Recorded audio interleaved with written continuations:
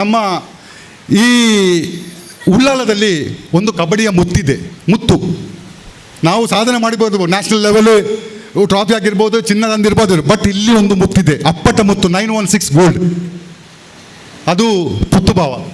ಸ್ಟೇಜಿಗೆ ಅವನು ಕರಿಬೇಕು ಸರ್, 2 ಮಾತು ಹೇಳಲಿಕ್ಕುಂಟು, ಅವನು ಕರಿಬೇಕು ಬಲ ಈ ಬತ್ತು ಉಂಟು ಏನು ಪನ್ಪೆ ಹೆಂಗೆ ಪಣ್ಣು ಈ ನಿತ್ಯ ಅವಕಾಶ ನಂಗೆ ನಮ್ಮ ಕದಿಕಂದೆ ಸಾರಥಿ ಕುಜೇರಿ ಸರ್ ನನ್ನ ಮತ್ತು ಅವನ ಒಂದು ಒಡಂಬಡಿ ಇದೆ ಸರ್.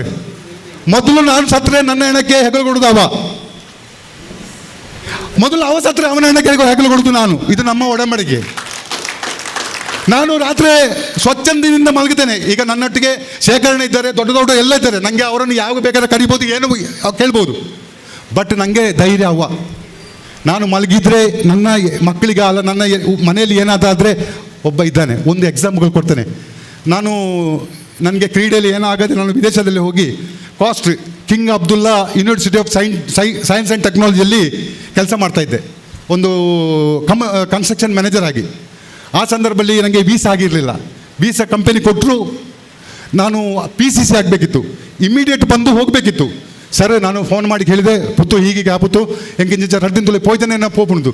ಇಡೀ ಕಾರಲ್ಲಿ ಕೂತ್ಕೊಳ್ಸಂಡು PCC ಮಾಡಿಸಿ ಬೆಂಗಳೂರಿಗೆ ಬಿಟ್ಟು 4ನೇ ತಾರೀಕಿನೊಳಗೆ ನನ್ನನ್ನು ಫ್ಲೈಟಿಗೆ ಕಳಿಸಿಕೊಟ್ಟಿದ್ದೇನೆ ಸರ್. ಅವನು ನನ್ನ ಸ್ನೇಹಿತರಿದ್ದಾರೆ, ಪ್ರಾಣ ಸ್ನೇಹಿತವ. ಅಪ್ಪಟ ಚಿನ್ನ, ಕಬಡ್ಡಿಗೆ ಎಲ್ಲವನ್ನು ಕೊಡ್ತಾನೆ ಅವ, ಅವನ ಜೀವಿತವನ್ನೇ ಕೊಡ್ತಾನೆ. ನೀವು ಯಾರು ಹೋಗಿ ಅವನ ಹತ್ರ ಎಂತ ಕೇಳಿದ್ರೆ ಕೊಡ್ತಾನೆ, ಎಲ್ಲ ಕೊಡ್ತಾನೆ ಖಾಲಿ ಮಾಡಿ.